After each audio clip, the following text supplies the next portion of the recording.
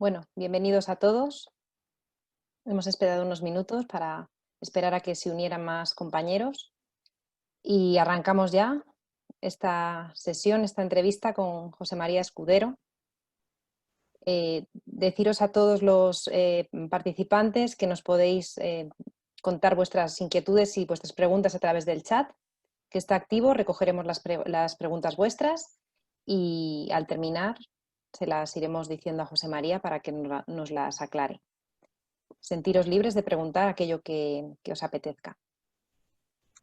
Y presentarme, soy Raquel Fernández, la directora del Colegio de Educación Especial Hospital San Rafael, que atiende alumnado con pluridiversidad funcional motora y cognitiva desde los 3 hasta los 21 años, un sector que nos afecta muchísimo estas nuevas medidas que están proponiendo el Gobierno. Ahora nos aclarará más José María. Y por eso hemos convocado esta sesión con él, porque estamos preocupados, estamos inquietados por todo lo que estamos viendo en los medios de comunicación, en las redes. Y bueno, es un tema de actualidad que desde aquí, familias, profesionales, nos preocupa. Así que, en primer lugar, bienvenido José María y muchísimas gracias por dedicarnos tu tiempo esta tarde con todos nosotros. Como todos sabéis, José María es el presidente de la plataforma Inclusiva Sí, especial también. Es una plataforma que está formada por personas que atiende a personas con discapacidad intelectual, sus familias, sus docentes. José María es defensor del derecho de todas las personas con diversidad funcional y luchan porque gocen de una inclusión real en la sociedad actual en todos los ámbitos. Y le conocí hace un par de años en una de estas reuniones y la verdad es que es una persona maravillosa, comprometida y padre de un niño también con diversidad funcional, así que y muy formado en este tema.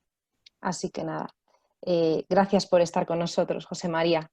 Gracias, Raquel. Lo de formado no lo sé, ha sido aprender un poco por las necesidades que hemos tenido durante estos años, ponernos al día un poco de cómo va la legislación. Y además, soy de la parte sanitaria, el tema de leyes no la controlo absolutamente nada, pero eso, ha sido más necesidad que otra cosa. El habernos puesto un poco al día de cómo funcionan los proyectos de ley, las disposiciones adicionales, exactamente pues, en qué consisten y lo que implican, que al final está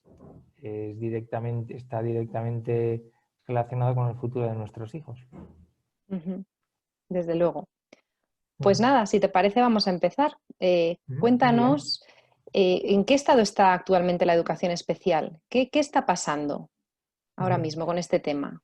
Bueno, yo creo que aunque casi todos los espectadores sabrán un poco cómo está el tema y cómo se ha desarrollado en los últimos años, sí que me gustaría intentar hacer un resumen un poco rápido de qué nos ha llevado aquí, por qué tenemos tanto miedo de que haya una desaparición progresiva de los centros de educación especial y que las personas que están en ordinaria ahora mismo pues tampoco tengan los recursos necesarios para ello. La plataforma surgió en junio del 2018 en la Comunidad de Madrid porque había dos proyectos de ley que pedían la eliminación progresiva de los centros de educación especial. Conseguimos hablar pues, con los partidos políticos aquí en la Comunidad de Madrid y se consiguió frenar un poco ese proceso, pero luego la alarma saltó en enero del 2019 cuando salió una noticia en El País en la que indica que el Gobierno se está planteando hacer el trasvase de todos los alumnos de centros escolarizados en centros de educación especial a la escuela ordinaria. Ahí hablamos directamente, pedimos una reunión urgente con la ministra Celaá y bueno, pues nos dice que sí, que el objetivo es ese trasvase. Le preguntamos que por qué, cuál es el motivo y nos dice abiertamente que el porcentaje de alumnos escolarizados en centros de educación especial en los últimos años no se había reducido, que había habido un estancamiento y que el objetivo del Gobierno era ese, aumentar el porcentaje en ordinaria. Independientemente de si estuviera mejor o peor, ahí no, por supuesto no entraban, pero que su objetivo era simplemente reducir un porcentaje. Nosotros nos echamos las manos a la cabeza, dijimos a la ministra que no considerábamos que ese tuviera que ser el objetivo de la ley, que nuestros niños eran muy vulnerables, tenían necesidades y tenían derechos, y que lo importante es que estuvieran lo mejor atendidos en la modalidad en la que fuera necesaria, que eso no podía ser un tema ideológico o un tema político, el que un porcentaje más o menos elevado esté en educación especial o en ordinaria, sino que según las necesidades del alumnado pues tendrían que estar en un medio u otro. Y desde ahí pues hemos estado meses hablando con el gobierno, con el Partido Socialista, con los demás partidos políticos, y por mucho que les hemos insistido y les hemos hecho ver las necesidades que tienen las personas con discapacidad intelectual, pues en ningún caso se ha cambiado el texto de la ley, ni una sola coma. Ha habido una pequeña modificación en el último tramo y ha sido incluso peor. ¿Cuál es el peligro de esta ley? Pues el peligro es muy claro, tanto para los alumnos en ordinaria como en especial. El gobierno no prevé ningún aumento de gasto para los alumnos con necesidades especiales. Cuando dice la ministra Celaá que la disposición adicional cuarta, por ejemplo, que tiene un objetivo de dotar de más recursos a la ordinaria, eso es falso. Para eso no hace falta la disposición adicional cuarta, para eso hace falta dinero. Y eso se tiene que poner en la memoria económica, que diga, pues se va a poner 5.000, 10.000, 15.000 millones para los alumnos con necesidades especiales. Y ya está. Sin embargo, en la memoria económica dice expresamente que no se prevé ningún aumento del gasto. ¿Cuál es el otro peligro? Las derivaciones. En el artículo 74.3 dice claramente, y además ese texto se ha modificado en las últimas semanas, siendo aún más perjudicial para la educación especial, dice que las administraciones educativas de cada comunidad autónoma, es decir, los inspectores, anualmente valorarán a los alumnos con el objetivo de derivarles a la modalidad ordinaria. No piensen en el bien superior del menor, no dice que estén donde estén mejor atendidos, donde haya más recursos, no. El único objetivo es derivarles a la ordinaria. Van más allá incluso y dicen que los padres, sí, por supuesto, serán escuchados, como no, pero en caso de discrepancia entre la administración y las familias, solo tendrán en cuenta la opinión de las familias que quieran llevar a sus hijos a ordinaria. Sin embargo, los que quieran llevar especial no los tendrán en cuenta. Otro peligro es que hasta ahora esos inspectores educativos sacaban su plaza por oposición. Y ahora ya no va a ser así. Ahora las administraciones van a poder asignar esas plazas de inspectores a dedo.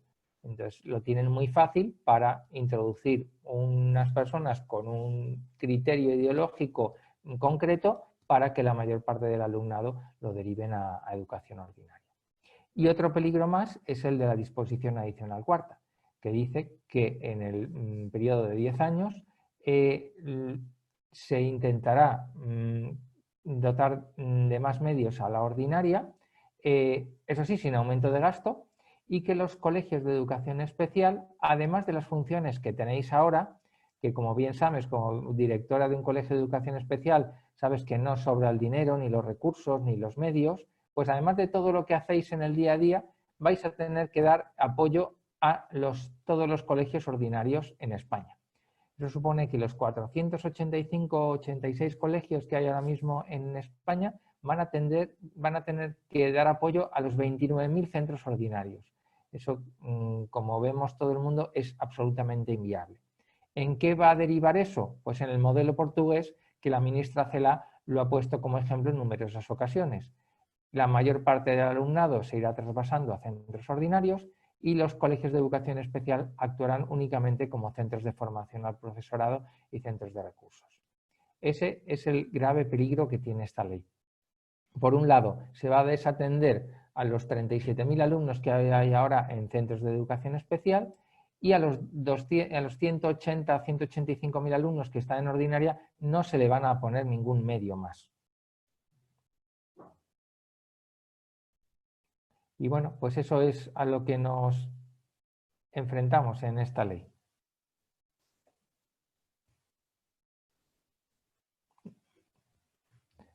Perdona, no te oigo, Raquel. Perdona, que no me había activado el micrófono. ¿Cómo se puede gestionar todo este tipo de argumentos que están argumentando las administraciones públicas sin un aumento de gasto, sin un aumento de presupuesto.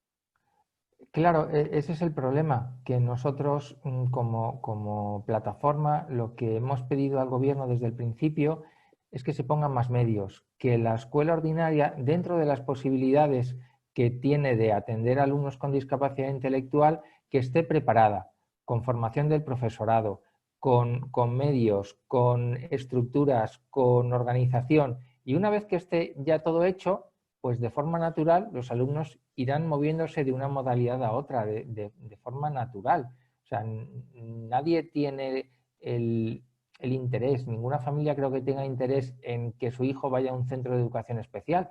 Lo que quiere una familia y los profesionales que le atienden es que el niño esté en el sitio más adecuado para él, para que se pueda desarrollar educativamente, para que esté en un entorno que no le genere estrés ni hostilidad, para que tenga mayor autonomía, para que tenga las mejores atenciones, para que tenga mayor autoestima, que eso es fundamental para que un niño se pueda desarrollar, y nos da lo mismo que esté en un centro que en otro.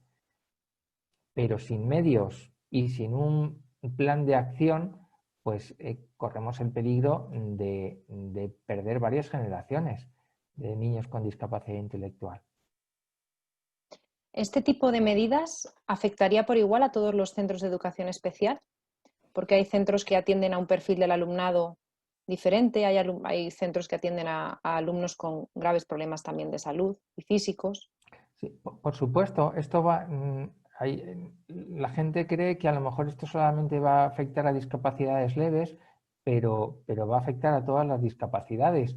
Y no va a ser en el plazo de 10 años, porque hay muchos que hacen cuentas y dicen, bueno, a mi hijo ya no le toca, porque dentro de 10 años pues ya no va a estar en el colegio.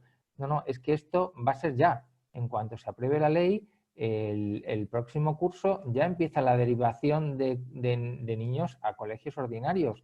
Entonces, si un colegio de 90 alumnos en 3 años se ha quedado con 40, eso hace que pierda aulas, que pierda recursos, que pierda profesionales y los centros se vienen abajo.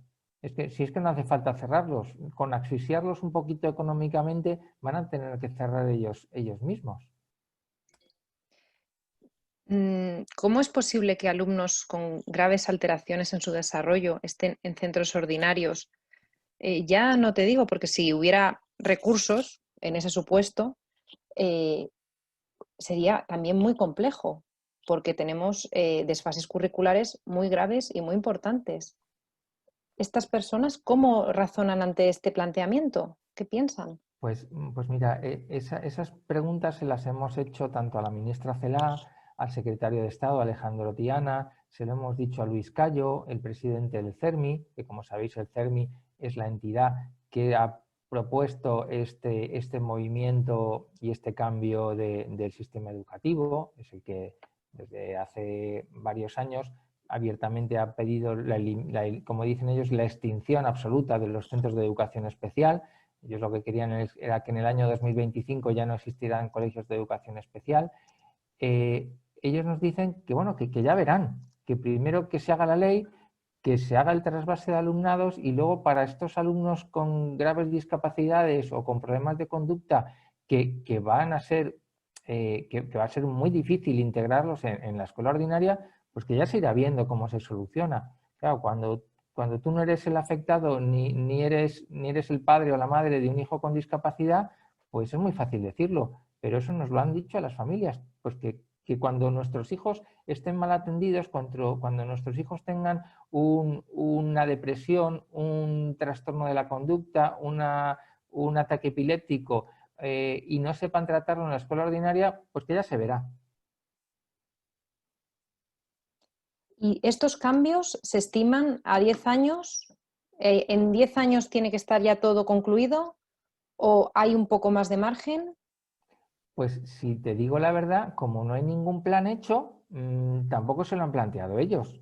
Es que nos lo han dicho el secretario de Estado hace, pues en junio, la última reunión que tuvimos con ellos, nos dijeron, es que no hay ningún plan hecho, no hay ningún estudio económico, no hay ningún plan de viabilidad. Nosotros, nuestro objetivo es primero sacar la ley Luego ya, como son las comunidades autónomas las que tienen que realizar esta labor, pues con ellos ya hablaremos y a ver cómo se organizan. Todo ello sin aumento de gasto, por supuesto. Ese es el grave peligro, que no hay ningún plan detrás. Sí, El eso es único plan gravísimo. es trasvase de alumnado a centros ordinarios, sin más medios, y luego ya iremos viendo. Y los centros de educación especial como centros de apoyo a esos 27.000, ¿no? que has comentado antes. 29, son más, 29.000. 29.000 Tocáis a un centros colegio de ordinarios. educación especial por 60 de colegios ordinarios. No Sin sé, ningún no sé incremento de realmente. personal ni nada. Y No, aparte, claro.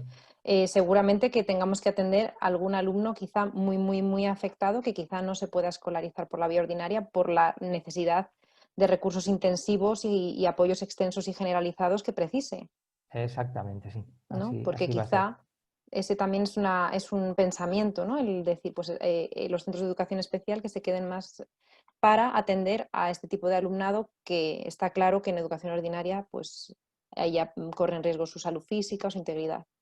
Sí, pero la ministra Celaá dirá, en 5 años he reducido los alumnos de educación especial de un 17% a un 8 o a un 5%.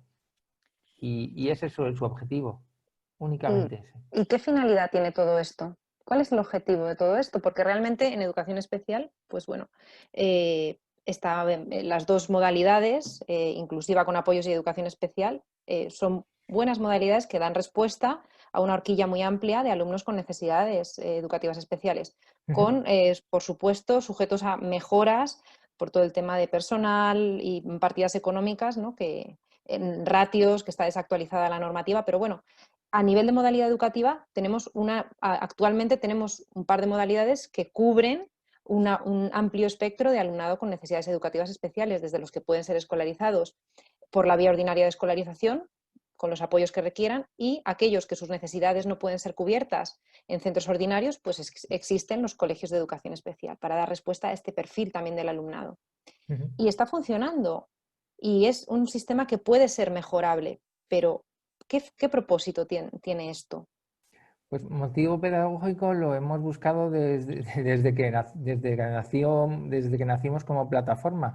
Preguntábamos a todos los partidos y a las entidades que cuál era el motivo pedagógico por el que se proponía este cambio, y no nos han sabido dar ningún motivo pedagógico. El único motivo es el ideológico, en que hay que dar a todos lo mismo, no a cada uno lo que necesita, que el sistema tiene que ser igual para todos. Hay incluso algunos partidos que lo que quieren es que nuestros hijos solamente vayan al colegio público de al lado de nuestra casa, ni siquiera podamos elegir un tipo de colegio público que sea diferente o que esté más especializado en una discapacidad. No, solamente nos va a corresponder el de al lado de casa y ya está. Que hay que dar, la sociedad tiene que conocer la diversidad de estos niños con discapacidad intelectual. Para eso le decimos que ya existen otras formas de conocer la discapacidad. Nosotros como familias estamos encantados de poder hacer ocio inclusivo y compartir momentos de ocio con niños que no tienen discapacidad, como lo hacemos habitualmente los fines de semana o las tardes en el parque. Hay recreos inclusivos, hay muchos centros de educación especial que ya estáis haciendo colaboraciones con colegios ordinarios de la zona para que realmente los niños sin discapacidad pues conozcan y se enriquezcan de lo que es una persona que tiene otras necesidades, otras características. Si eso es buenísimo, pero eso no puede ser a costa del bienestar físico, de la salud mental y del desarrollo educativo y emocional del niño con discapacidad intelectual. El niño con discapacidad es el vulnerable, es el que hay que proteger, es el que hay que dar las herramientas necesarias para que se pueda desarrollar al máximo. Entonces, no puedes convertirlo en una herramienta para que los demás alumnos aprendan lo que es la discapacidad. La inclusión o la integración en colegios ordinarios tiene que ser una herramienta para que ese niño pues, esté lo más incluido posible en la sociedad. Pero la inclusión educativa no puede ser el fin, sino solamente un medio para que estos niños adquieran las herramientas necesarias para estar más incluidos en la sociedad en el futuro y poder acceder a un puesto de trabajo. Entonces, hay veces que se consigue fenomenal con la escuela ordinaria, de hecho el 85% prácticamente ya está en la escuela ordinaria, pero hay un porcentaje de alumnos a los que les va mejor otro tipo de modalidad, como la educación especial, y eso pues es bueno que se mantenga, sobre todo en España, donde tenemos centros de educación especial que son referencia a nivel mundial. Si no tuviéramos centros de educación especial de calidad, como pasaba en otros países, como en Italia o en Canadá, pues entonces, vale, pues ya que no tengo estos centros de educación especial, pues no tengo que mantenerlos, pero aquí que tendríamos que presumir de estos centros que tenemos, sin embargo los quieren eliminar solamente por un motivo ideológico o de moda. Ya no es casi ni ideología, si es una moda. Efectivamente, es una cuestión más ideológica que pedagógica. Tampoco se encuentra un motivo de peso para justificar todas estas actuaciones. Vamos con preguntas que nos están haciendo los participantes de este seminario. Preguntan si el trasvase de alumnos conllevará el trasvase de profesionales y cómo afectará esto a los profesionales de los colegios de educación especial.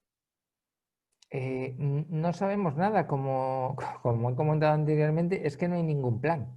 La idea es que sí, que cuando se vaya haciendo un trasvase de alumnado, claro, pues hay profesionales que tendrán que ir a los centros ordinarios para dar apoyo. No va a ser, no hay otra. Si los centros de educación especial tienen que actuar como centros de recursos y centros de apoyo a centros ordinarios, pues desde luego que habrá un trasvase de profesionales.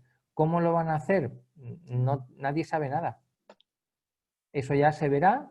Cada comunidad autónoma pues se regirá por unas normas y bueno, pues no hay ninguna información sobre cómo van a gestionar esto. Otra cuestión, ¿qué tienen pensado hacer con alumnos entre 16 y 21 años, la etapa de los programas de transición a la vida adulta de los coles de educación especial, que ya no es una etapa obligatoria? Otra pregunta que hemos hecho en numerosas ocasiones y que ni una vez hemos recibido respuesta. Lo que nos tememos es que esos alumnos se van a quedar fuera del sistema educativo. Al no ser atendidos por centros de educación especial y como ya no es obligatorio en la escuela ordinaria, pues esos niños tendrán que estar en su casa, como hace años. ¿Y cuál es la opinión de los distintos partidos políticos respecto a esta ley? Pues, por desgracia, está bastante polarizado, como todas las cosas importantes que hay en el país. Creemos que lo que es la educación, igual que la sanidad, no tendría que haber esa polarización y habría que utilizarlo como herramienta o como arma política, pero desgraciadamente es así, se ha polarizado la opinión política y bueno, pues ahora hay tres grupos grandes como son Partido Popular, Ciudadanos y Vox que defienden y apoyan la continuación de la educación especial. Luego está el Partido Socialista y Podemos, que bueno, pues son ellos los que han hecho la ley y los que pretenden que haya ese trasvase progresivo a centros ordinarios. Y luego está pues Esquerra Republicana y PNV, que están un poco a ver qué pasa y sin una posición muy clara. UPN y Coalición Canaria también apoyan los centros de educación especial. Y el Partido Cántabro también salió el otro día unas declaraciones que también apoyaban la existencia de los centros de educación especial. Vale, muchas gracias. Tenemos alguna familia que también expresa que sus hijos han estado en la modalidad inclusiva con apoyos, pero que han tenido que acabar en educación especial, pues porque allí los profesionales tampoco les atendían bien sus necesidades. Seguramente que por estar muy sobrecargados de trabajo, por una falta de formación, no se sabe, pero que bueno, que la sensación de que al hijo no le quieren allí en los coles ordinarios, pues que es muy duro. Aunque son experiencias que ya se han llevado a cabo, que no han funcionado y que han vuelto a educación especial, ¿no? Otra familia... Ay, perdona, Sí, José María. no, quiero decir que cada caso es que es muy concreto y es un mundo diferente, y lo que no podemos hacer es generalizar en estos casos. Cada discapacidad es totalmente distinta. Dentro de la misma discapacidad, por ejemplo, yo que conozco más el autismo, porque es el caso de mi hijo, pues no hay ningún niño que sea igual. Yo, de todos los niños con autismo que conozco, cada uno tiene unas necesidades y unas características distintas. No es igual vivir en la Comunidad de Madrid que vivir en Galicia o en Ceuta o en Castilla-León. Entonces, tenemos que tener diversidad de modalidades y dar respuesta personalizada a cada alumno. No se puede hacer una generalización, porque cada persona necesita unas características concretas. Efectivamente, cada individuo es único, tenga o no tenga diversidad, ¿no? O sea que Claro, es si lo que así. llevamos pidiendo las familias durante años en cada comunidad autónoma es que por favor tuvieran más flexibilidad a la hora de los cambios de modalidades. Por ejemplo, también en algunos casos funciona muy bien la modalidad combinada, donde parte del tiempo está en un centro de educación especial y luego parte en un centro ordinario, y la administración siempre, pues por querer generalizar y por no tener problemas burocráticos y administrativos, pues está muy encasillado. Y si lo que hemos pedido todos estos años es que hubiera más flexibilidad y que se personalizara en función de la necesidad de cada alumno en qué sitio podía estar, pues aquí vamos totalmente al revés. Ahora lo que se hace es generalizar y para todos lo mismo. Es imposible atender así a los alumnos. Desde luego. Tenemos otra familia que pregunta si los coles ordinarios han expresado su inquietud frente a esta ley, o si por el contrario creen que serán capaces de llevarlo a cabo. No, yo con los profesionales que he hablado de la ordinaria, si los profesionales de los colegios de educación especial tienen miedo y están preocupados, los de ordinaria mucho más. Porque claro, se les viene una avalancha de situaciones que no tienen capacidad para darle respuesta. En primer lugar, porque nadie les ha formado. En segundo lugar, porque no hay medios. Y luego porque el desconocimiento claro, es que no es solamente cómo le enseño matemáticas o cómo le enseño ciencias naturales a un niño con autismo o con síndrome de Down. Es qué hago cuando tiene un ataque epiléptico o cuando está en un brote psicótico o le da por pegar a los compañeros. ¿Cómo puedo tratarle yo? Si es que no por mucha buena fe o interés que ponga, es que no tengo esa capacidad. Claro, los profesionales están muy preocupados porque no saben cómo tratar estas situaciones que en un colegio de educación especial son el día a día, pero en un centro ordinario no saben qué hacer con ello. Claro, efectivamente. Es una realidad completamente diferente y además que se gestiona muchas veces mejor en un contexto más cerrado, propio de un cole de educación especial, con aulas más pequeñas, menos número de alumnos, ratios más bajas, que en un centro ordinario, que el funcionamiento y la organización es completamente diferente. Claro, no hay nada más que ir a ver un colegio de educación especial y ver la estructura, no solamente la estructura a nivel de espacio, de zonas físicas, de cómo están adaptadas a esas personas, el ruido, la iluminación, sino también pues que todas las ventanas están protegidas con barrotes, porque hay niños que se dedican a tirar cosas por la ventana, o cómo las escaleras tenemos que cuidar lo que es el hueco de la escalera, porque el niño se puede tirar o se puede caer por ahí. Claro, eso no está adaptado ahora en los colegios ordinarios. Claro. Otra pregunta. Preguntan si, dice, gracias por la oportunidad, habla del modelo portugués, pero en España ya hay esta modalidad de distintas maneras en el País Vasco y Cataluña. ¿Existe algún estudio sobre los resultados de estas experiencias? Pues mira, sí, en el País Vasco tenemos bastante información. es verdad que allí el porcentaje de alumnos en colegios de educación especial es menor, pero sigue habiendo colegios de educación especial y hay hay colegios de educación especial un poco enmascarados dentro de centros ordinarios, que siguen funcionando como centros de educación especial. A nivel teórico, pues es un centro ordinario, pero tiene dentro de él un colegio de educación especial que para algunos sigue siendo segregador.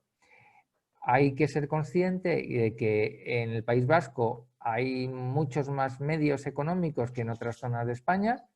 Entonces, eso es lo que pedimos. Si ponéis más medios, pues a lo mejor sí que un porcentaje puede estar escolarizado en centros ordinarios con los apoyos adecuados.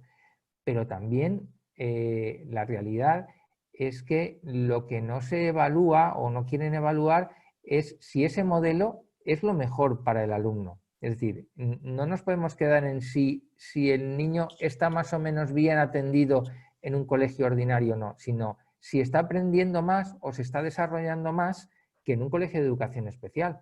Porque lo que muchas veces se ve con las familias es que hay familias de ordinaria que están contentas con un poco cómo está su hijo, pero luego cuando ve lo que hace el niño, cómo se ha desarrollado a nivel de lenguaje, de conocimiento de matemáticas, de autonomía en un centro de educación especial, dice, uy, claro, es que esto mi hijo no lo hace, no, es que con él no lo han trabajado, no, es que, claro, lo importante es cómo el potencial que se le saque al alumno. Y entonces, en los colegios de educación especial muchas veces, lo decimos siempre, son centros de alto rendimiento, donde sacan lo mejor de cada niño. No es que el alumno esté en un entorno ordinario y ya está, sino cómo se está desarrollando. Y ahí sí que hay muchas familias del País Vasco que tienen contacto con familias de otras comunidades autónomas y claro, se ve que el niño no está tan desarrollado a nivel de trabajo como en un colegio de educación especial. Eso es, y que detrás de los coles de educación especial pues hay unas programaciones educativas ajustadas a las necesidades de cada uno de los alumnos, profesional altamente cualificado y una organización completamente diferente a la ordinaria, ¿no?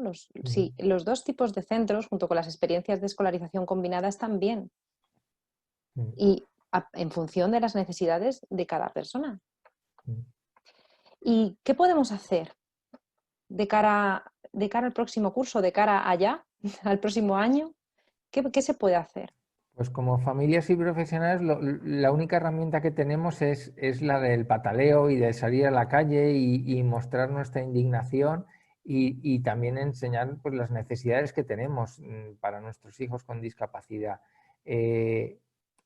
Lo que nos habría gustado era hacer una gran manifestación a nivel nacional, pero con el coronavirus, pues no, de momento al menos no es posible. Y lo único que nos queda es eso, movilizaciones por redes sociales, hablar con medios de comunicación, salir en televisión, en radio, en prensa, hablar con todos los partidos políticos, como lo estamos haciendo.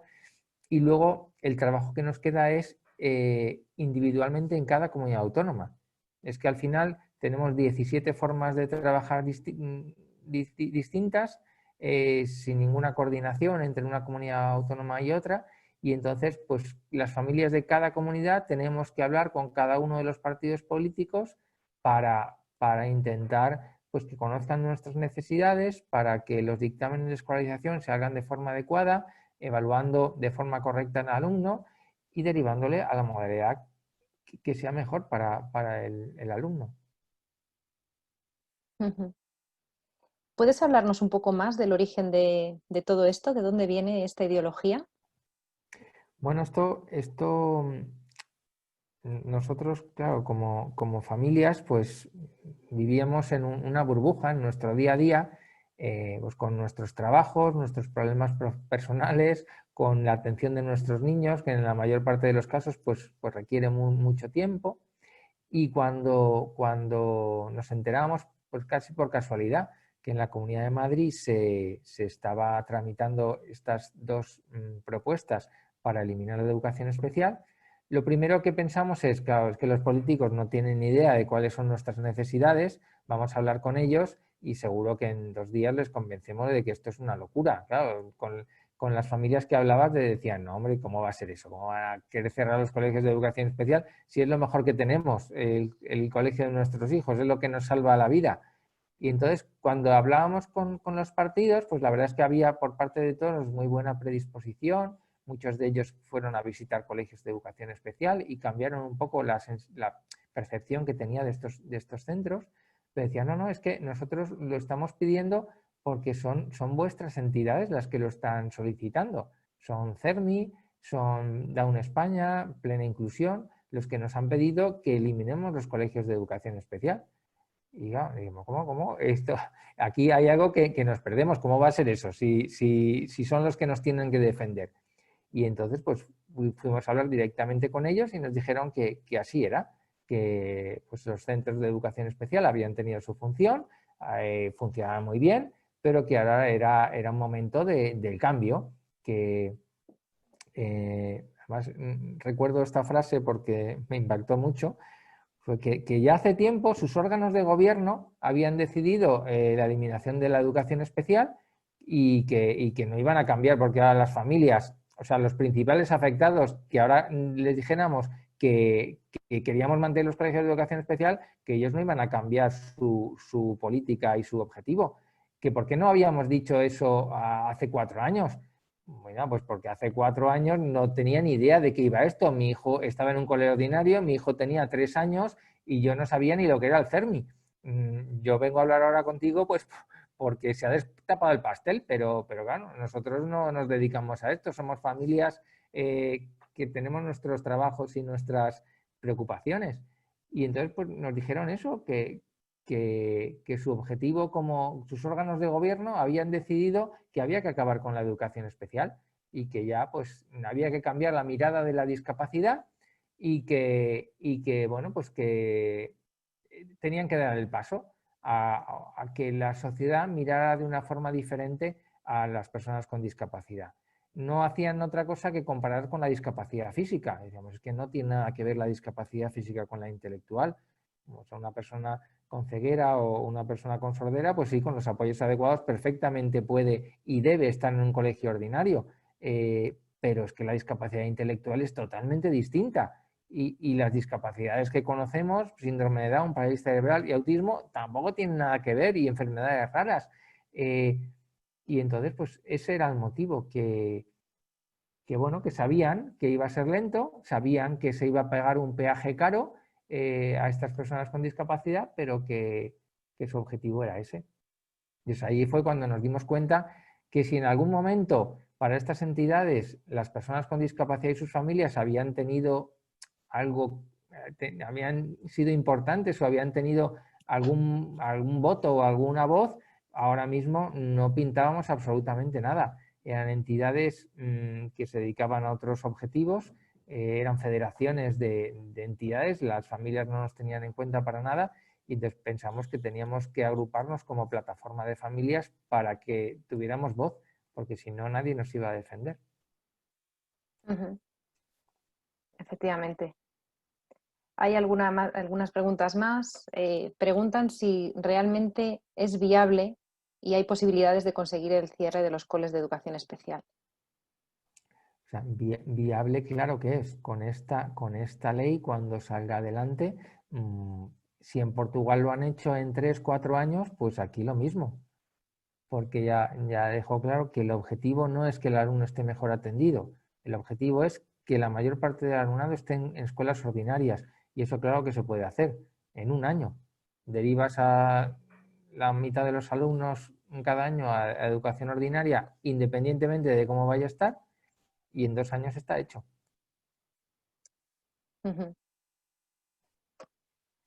Preguntan si entonces los profesionales de educación especial no se trasvasan igual con su alumnado a la ordinaria.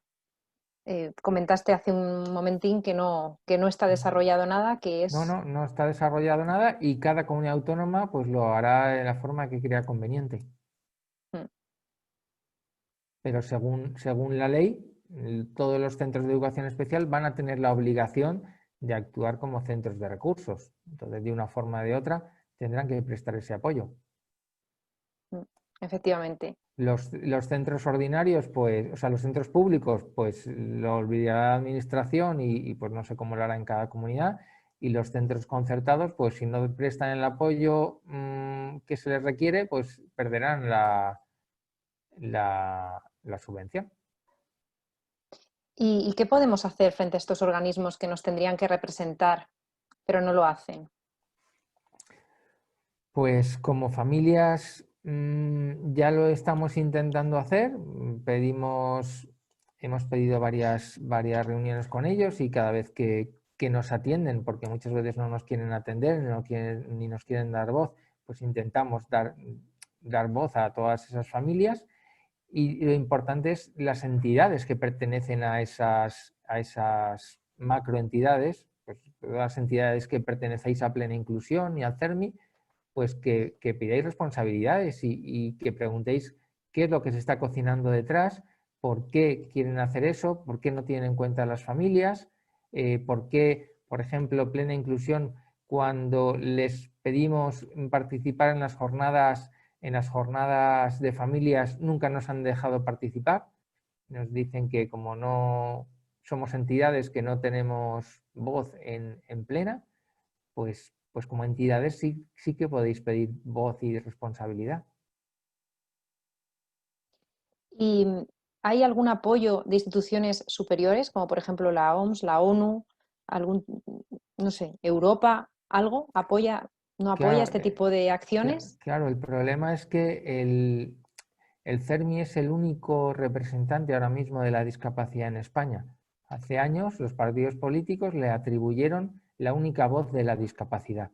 Entonces, por eso, cuando hubo esa denuncia ante la ONU, fue el CERMI quien organizó la visita de estos dos miembros de la ONU a España. Entonces, como el CERMI tiene un objetivo concreto, que era la eliminación de los colegios de educación especial, pues fue una visita absolutamente sesgada, donde estos miembros de la ONU no visitaron ningún centro de educación especial. Entonces, luego hicieron un informe, pues, que consideramos bastante lejos de la realidad. Claro, si vienes a evaluar la educación especial y no visitas ningún colegio de educación especial, pues la imagen que te vas a llevar no va a ser muy, muy realista. Efectivamente. Mm. ¿Plena Inclusión Madrid tiene el mismo pensamiento que la Confederación? ¿Habéis hablado con ellos? Sí, pero los mensajes son bastante ambiguos. Al final son entidades tienen una estructura muy piramidal y se deben un poco a lo que dicen en arriba. Sí que nos consta que en Plena Inclusión hay bastante discrepancia a nivel interno en diferentes comunidades autónomas, que no todo el mundo piensa igual, pero luego a la hora de la realidad, pues claro, se deben a la estructura. ¿Existen colegios de educación especial en otros países europeos, en Alemania, Francia, Inglaterra? Sí, por ¿Cómo lo supuesto, por hacen allí? supuesto. Allí pues tienen un modelo similar al que tenemos en España, donde no hay dos sistemas educativos. Uno, como dicen algunos, uno inclusivo y otro segregador. No, el sistema es el mismo, simplemente que hay dos modalidades y todas son inclusivas. En Inglaterra, por ejemplo, hace años ya eliminaron casi todos los colegios de educación especial. También hubo esta corriente inclusiva en la que pensaban que todos los alumnos podían estar en ordinaria y con el tiempo se han dado cuenta que no era posible, que no era efectivo y han vuelto a abrir los colegios de educación especial, incluso más especializados que lo que eran antes. Entonces, en Alemania también hay colegios de educación especial, en Bélgica. Entonces, si ya hay países que han pasado por esta etapa, han visto que han metido la pata, que ese no es el camino y han tenido que retroceder, porque vamos a obligar a que en España volvamos a caer en el mismo error para luego perder estos centros de educación especial que nos han costado 40, 50 años desarrollar y que luego pues no se van a poder recuperar de la noche a la mañana.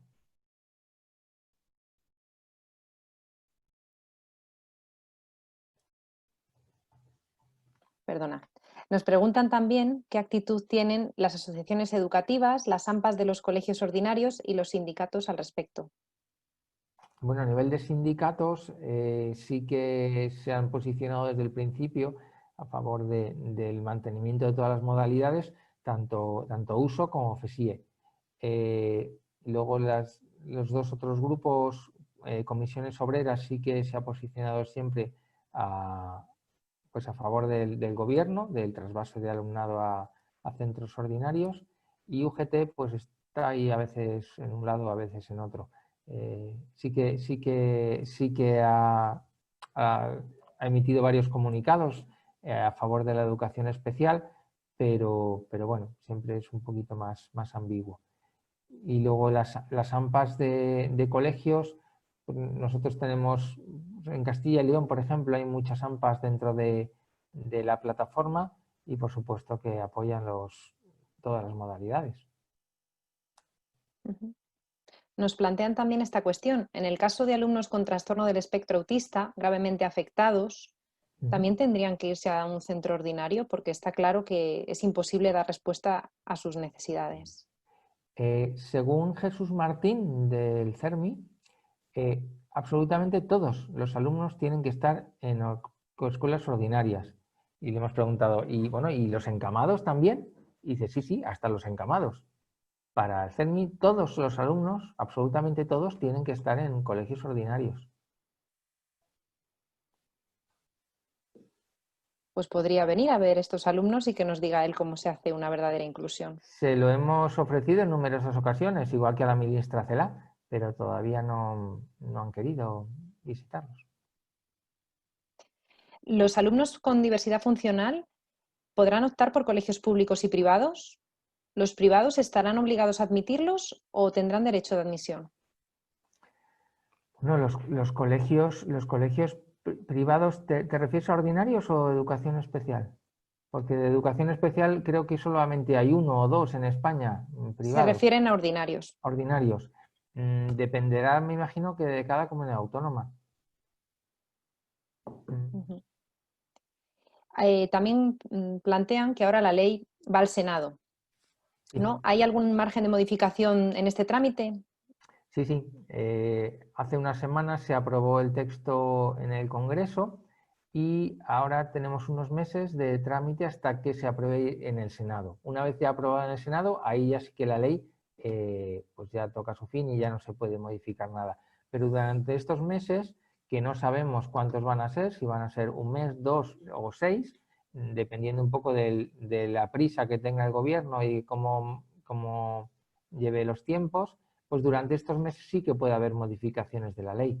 Se pueden presentar nuevas enmiendas y se pueden modificar muchos puntos, para bien y para mal. O sea que hay posibilidad, hay como esperanza de que este trámite, esta ley, no vea su fruto. Bueno, sí que verá su fruto, pero sí que hay posibilidades de que pueda haber modificaciones en los textos. A eso nos agarramos, que el sentido común impere al final y haya modificaciones en los que por lo menos la mayoría de las familias estemos tranquilas, porque ahora mismo ni los que llevamos a nuestros hijos a colegios ordinarios ni los que llevamos a educación especial estamos tranquilos, porque vemos que la escuela ordinaria no va a tener ni un solo euro más de ayudas y que los centros de educación especial quieren que desaparezcan.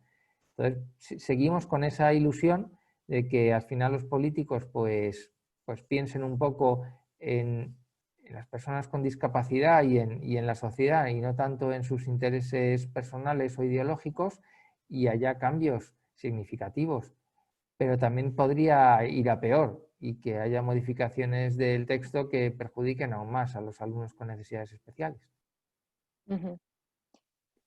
Ahora hasta hace un tiempo se oía hablar mucho de la disposición adicional cuarta Sí. y has introducido el artículo 74.3, que es también importante, aparte de todo el tema de sin aumento de gastos, ¿no? Por todo el tema de presupuestos, pero el artículo 74.3 hace perder autonomía a las familias a la hora de la libre elección de un colegio, ¿no? Ordinario o de educación especial. Exactamente. Hay 4 puntos claves que si son malos individualmente, si los juntas hace un cóctel que es mortal para los alumnos que están en educación especial. Por un lado, que esto es lo último que se ha introducido en la ley, es el tema de los inspectores, que ya no van a sacar su plaza por oposición, sino que se van a asignar a dedo, con el peligro que eso puede conllevar. Luego está otro del tema de la memoria económica, que no prevén que haya aumento de gasto ni lo ven necesario siquiera para alumnos con necesidades especiales. Luego está el punto 74.3, que ese también se ha empeorado en la última modificación de la ley, y es la que dice que anualmente los inspectores, estos que van a ser nombrados a dedo, evaluarán a nuestros hijos con un único objetivo: derivarlos a la modalidad ordinaria. Su objetivo no es que estén mejor atendidos, no es el bien superior del menor, no es que tengan los mejores medios, no es que tengan mayor autonomía ni bienestar emocional, no. Su único objetivo es que vayan a ordinaria, que si puede ser, los deriven a la modalidad ordinaria.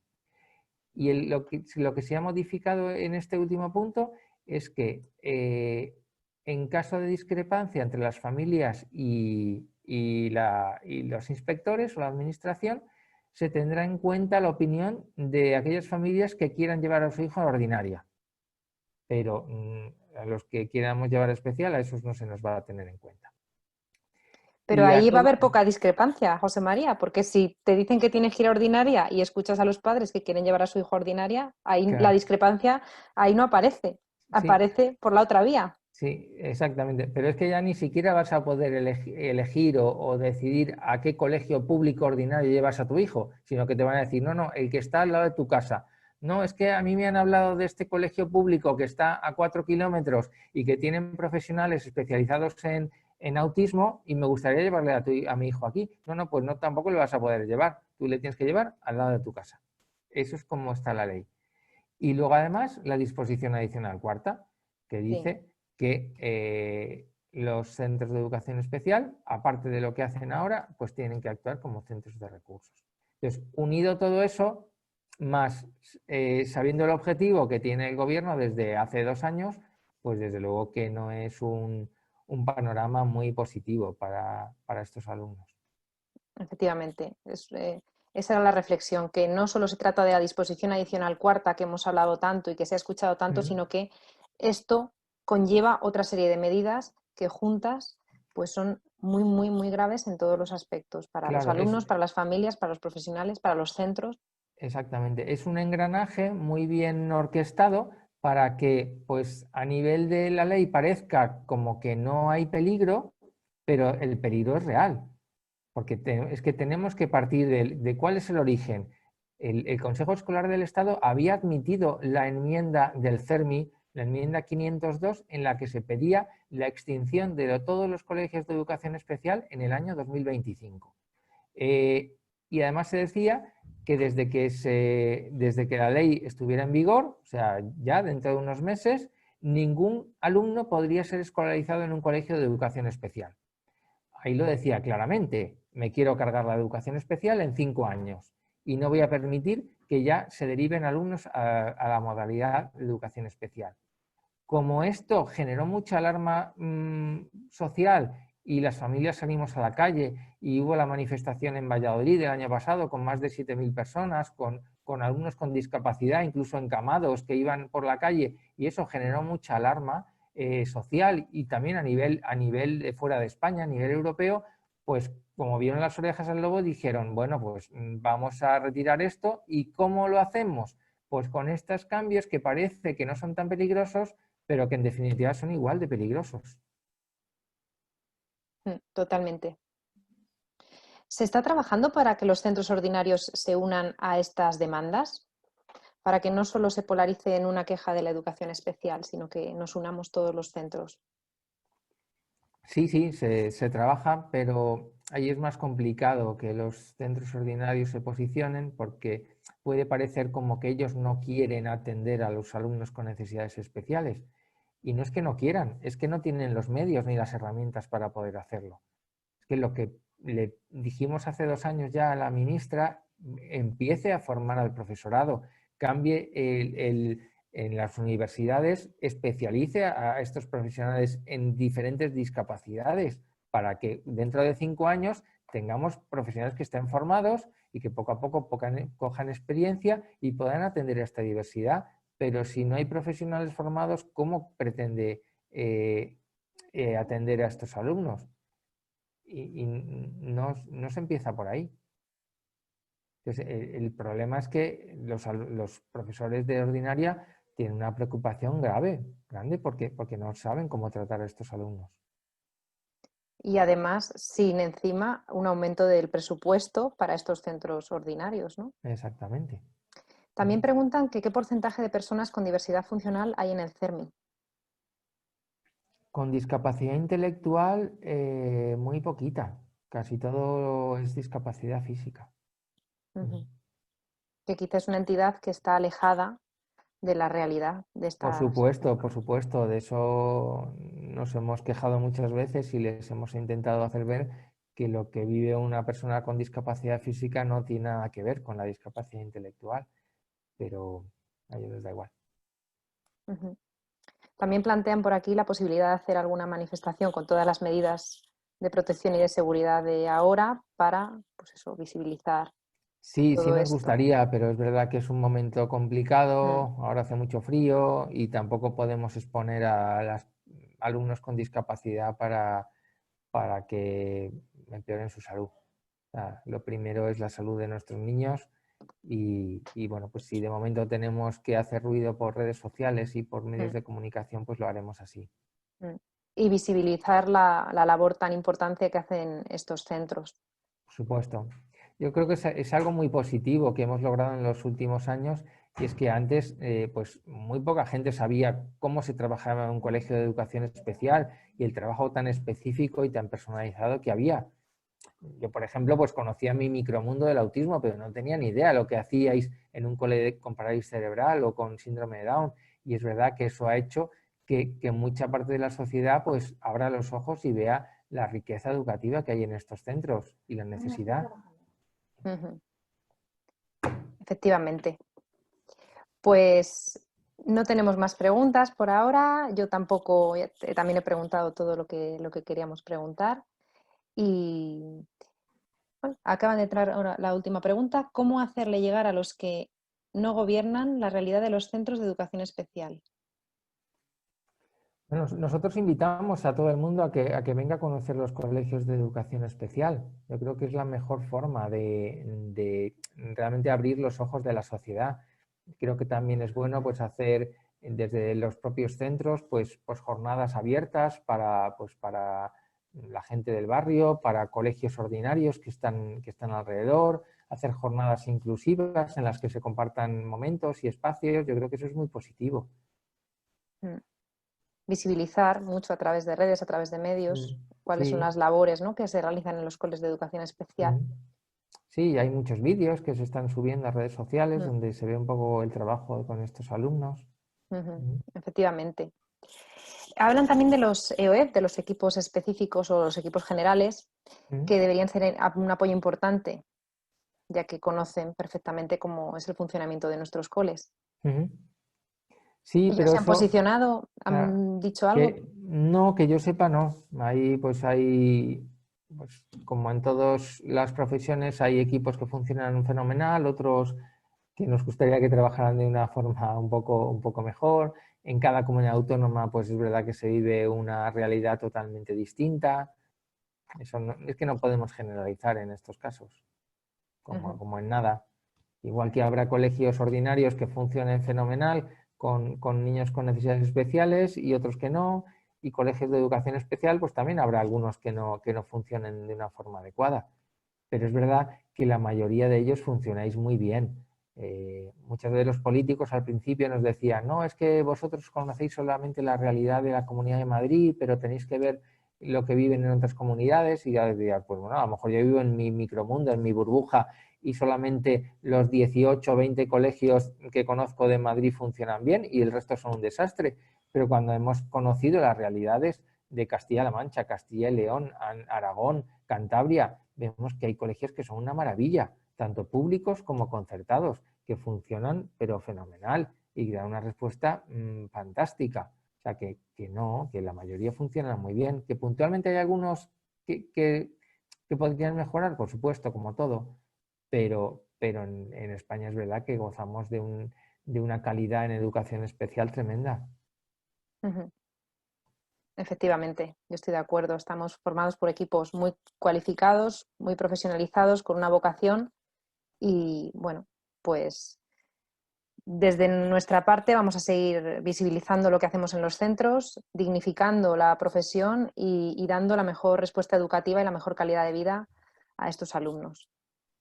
Y, bueno, pues yo creo que hasta aquí lo dejamos. Llevamos ya una horita.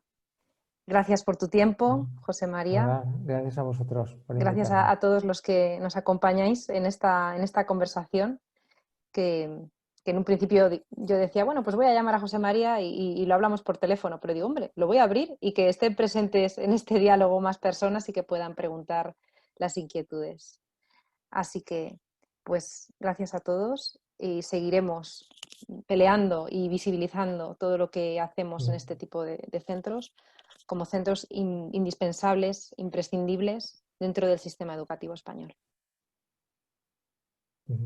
Muy bien, pues muchas gracias, Raquel, por tu apoyo. Adiós y buena tarde para todos. Muchas gracias. Hasta Chao. luego.